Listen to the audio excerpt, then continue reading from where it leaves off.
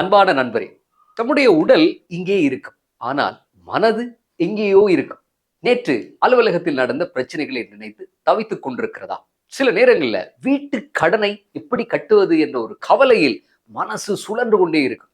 பிள்ளைகளினுடைய படிப்பு, எதிர்காலம், உறவினர்களினுடைய பேச்சுக்கள், அக்கம் பக்கத்தினர் சொன்ன கதைகள் என்று எல்லாவற்றையும் போட்டு நினைத்துக் கொண்டே இருப்போம்.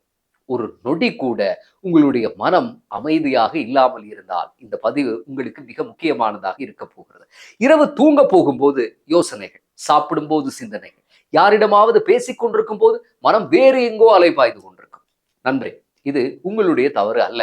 ஆனால் இதை சரி செய்யாமல் அப்படியே விட்டுவிட்டால் நிச்சயமாக உங்களுடைய தவறுதான். ஏனென்றால் இந்த நிலை மாறாமல் தொடர்ந்தால் அது என்ன மாதிரியான பாதிப்புகளை உங்களுக்கு ஏற்படுத்தும் தெரியுமா? உறவுகள்ல பாதிப்புகள் வரக்கூடும். உங்களுடைய வேலையில உங்களை அது பாதிக்கும். உங்களுடைய உடல் நலமும் கூட இதனால பாதிக்கப்படக்கூடும். ஆக இந்த பதிவில் 2000 வருடங்கள் பழமையான ஒரு ஜென் குருவினுடைய ரகசியத்தையும், அந்த ரகசியத்தை நவீன விஞ்ஞானம் எப்படி மெய்ப்பிக்கிறது என்பதையும் பார்க்கலாம். இறுதி வரை இந்த வீடியோ பதிவை ஸ்கிப் செய்யாமல் பாருங்க. உங்களுடைய வாழ்க்கையை நாளை காலையிலிருந்து மாற்றக்கூடிய 2 மிக எளிய நடைமுறை பயிற்சிகளையும் கூட இந்த பதிவில் உங்களோடு பகிர்ந்து கொள்ள போகிறோம். 17ஆம் நூற்றாண்டு ஜப்பானில் பேங்கி என்ற ஒரு புகழ்பெற்ற ஒரு ஜென் குரு வாழ்ந்து வந்தார். அவர் சொன்ன தத்துவங்கள் இன்றும் கூட மிக பிரபலமானவை. அவரை பார்ப்பதற்கு அந்த காலத்தில் விவசாயிகள், வியாபாரிகள், அரச அதிகாரிகள் என்று சொல்லி பல ஆயிரக்கணக்கான பேர் வருவார்களாம். ஒரு நாள் சுமார் ஒரு 35 வயது மதிக்கத்தக்க ஒரு இளைஞன் அவரிடத்தில் வருகிறான்.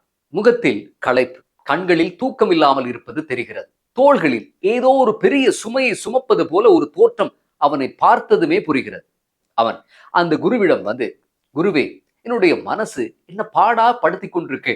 இரவுல தூக்கம் இல்ல, பகல்ல வேலையில கவனம் செலுத்த முடியாம இருக்கு, குடும்பத்தினரிடம் கூட முகம் கொடுத்து பேச முடியல, என்ன செய்யறதுன்னே புரியல அப்படின்னு சொல்லி கண் கலங்கினான்.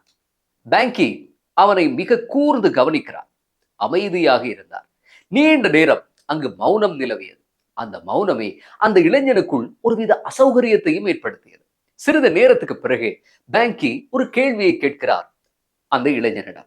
சரி, உன்னுடைய மனச இப்போ என்னிடம் கொண்டு வா, அதை நான் முழுமையாக சரி செய்து மீண்டும் உன்னிடம் திருப்பி தந்து விடுகிறேன். அந்த இளைஞன் குழம்பி போய்விட்டான். என்ன இந்த குரு சொல்லுகிறார்? மனச நான் எப்படி கொண்டு வர்றது? அது என்னுடைய கையில இல்லையே, என்னுடைய வசத்திலும் இல்லையே என்று சொல்லி அவன் குழம்பி போனான். பேங்கி ஜென் குரு மென்மையாக புன்னகைத்தார். மிக சரியாக சொன்னாய். உன்னால உன்னுடைய மனசை பிடிக்கவே முடியல. அப்படி இருக்கும்போது அந்த மனசு உன்னை எப்படி கட்டுப்படுத்துகிறது? அந்த ஒரு கேள்வியில் இளைஞன் உறைந்து நின்றான். அவனிடமிருந்து வார்த்தைகளே வரவில்லை. ஆனால் அந்த நொடியில் அவனுடைய மனம் முதல் முறையாக முழுமையான ஒரு அமைதியை உணர்ந்தது. என்ன அவர் சொன்ன அந்த தத்துவம், அந்த கேள்வி அவ்வளவு சக்தி வாய்ந்தது. நண்பரே, நீங்களும் இப்போது ஒரு கணம் அப்படியே நில்லுங்கள். இந்த கேள்வியை உங்களையே கேட்டு பாருங்கள். உங்களால் உங்கள் மனதை பிடித்து கொண்டு வர முடியுமா? முடியாது என்றால் அது உங்களை எப்படி கட்டுப்படுத்துகிறது? இதற்கான விடை உங்களுக்கு புரிந்துவிட்டால் உங்கள் பாதி பிரச்சனை தீர்ந்துவிடும். இது ஏதோ ஒரு வெறும் தத்துவம் மட்டுமல்ல. நோபல் பரிசு பெற்ற உளவியலாளர் நிபுணர் டாக்டர் டேனியல் கான்மன் ஒரு முக்கியமான உண்மையை சொல்லுகிறார். நம்முடைய மூளை ஒரு நாளில் சுமார் 60,000 யோசனைகளை உற்பத்தி செய்கிறது என்கிறார். 60,000 யோசனைகள் கேட்பதற்கே ஆச்சரியமாக இருக்கிறது. அதில் 80% யோசனைகள் எதிர்மறையானவை, நெகட்டிவ். மேலும் அதிலும் 95% யோசனைகள் நேற்று வந்தவை, இன்றும் வருபவை, நாளையும் வரப்போகும். ஆக நாம் புதிதாக எதையுமே யோசிக்கவே இல்லை. பழைய பயத்தையே மீண்டும் மீண்டும் மனதுக்குள்ளே ஓட விட்டு கொண்டே இருக்கிறோம். ஒரு பழைய பாடலை திரும்ப திரும்ப கேட்பது போல, ஒரு லூப்ல விட்டு ஒரு சுழலில் அதை கேட்டுக்கொண்டிருப்பது போல. இந்த சுழல் உடையாமல், இந்த லூப் உடையாமல் மனம் ஒருபோதும் அமைதி அடையாது. அது சுழன்று கொண்டே இருக்கும். உங்களுடைய மனம் உங்களுக்கு எதிரி அல்ல. அது ஒரு தவறான பழக்கத்தால் அதில் சிக்கி இருக்கிறது. அந்த பழக்கத்தை நம்மால் மாற்ற முடியும். அதற்கு அற்புதமான 2 சூட்சுமங்கள் இருக்கின்றன. இனி நான் சொல்ல போகிற அந்த 2 வழிகளும் உங்களுக்கு புதிதாக தெரியலாம். ஆனால் அதை கேட்டதுக்கு பிறகு உங்களுடைய அன்றாட வாழ்க்கையில் நடக்கக்கூடிய சின்ன சின்ன தருணங்கள் கூட உங்களுக்கு வேறு விதமாக தெரியும். கவனமாக கேளுங்க நண்பர்களே. முதல் வழி, ஒரு பார்வையாளராக மாறுங்கள். ஒரு ஒப்சர்வராக மாறுவது. நீங்கள் இப்போ உங்களுடைய யோசனைகளுக்கு உள்ளேயே மூழ்கி இருக்கிறீர்கள். அதனால்தான் அது உங்களை இழுத்துச் செல்கிறது. அலைக்கழிக்கிறது. அதிலிருந்து வெளியே வந்து பாருங்கள். அதை எப்படி செய்யலாம்? உங்களுக்கு ஒரு எளிய உதாரணத்தை சொல்லுகிறேன். அலுவலகத்தில் உங்களுடன் வேலை செய்யக்கூடிய ஒருவர் உங்களை பற்றி மேலதிகாரியிடம் தவறாக பேசிவிட்டார் என்று கேள்விப்படுகிறீர்கள். உடனே மனம் என்ன செய்யும்? அவர் ஏன் அப்படி சொன்னார்? நாளைக்கு என்ன நடக்கும்? என்னை யாருமே மதிக்க மாட்டார்களா?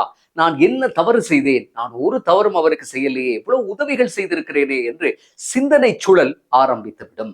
வீட்டுக்கு வந்தாலும் அதே யோசனை, சாப்பிடும் போதும் அதே யோசனை, படுக்கையில் படுத்தாலும் அதே யோசனை. இங்குதான் நீங்கள் பார்வையாளர் ஒப்சர்வர் முறையை பயன்படுத்த வேண்டும். அந்த யோசனை வரும்போது மனதுக்குள் சொல்லிக் கொள்ளுங்கள், என் மனதில் இப்போது கோபம் வந்திருக்கிறது, கவலை வந்திருக்கிறது, அது மனித இயல்பு. அந்த ஒரு வாக்கியம் அந்த சிந்தனை சூழலை லூப்பை உடைத்துவிடும். ஏனென்றால் நீங்கள் இப்போது அந்த யோசனைக்கு உள்ளே இல்லை, வெளியே நின்று அதை வேடிக்கை பார்க்கிறீர்கள். உங்களுக்குள்ளே என்னென்ன யோசனைகள் வந்திருக்கிறது என்று சொல்லி அந்த சுழலை அவதானித்துக் கொண்டிருக்கிறீர்கள். ஒரு நதிக்கரையில் அமர்ந்து ஓடக்கூடிய தண்ணீரை அமைதியாக வேடிக்கை பார்ப்பது போல. சரி, நீங்கள் அந்த தண்ணீரில் குதிக்க வேண்டிய அவசியமே இல்லை. யோசனை வந்ததா, அப்படியே போகட்டும் என்று விட்டுவிடுங்கள். இதை தினமும் காலையில் எழுந்தவுடன் 5 நிமிடங்கள் பயிற்சி செய்து பாருங்கள். அல்லது உங்களுக்கு நேரம் கிடைக்கும் போது அமைதியாக ஒரு இடத்தில் அமர்ந்து சிந்தித்து பாருங்கள். ஒரே மாதத்தில் மிகப்பெரிய ஒரு வித்தியாசத்தை உணர்வீர்கள். சரி, அடுத்து இரண்டாவது வழி. ஒரே ஒரு கேள்வி.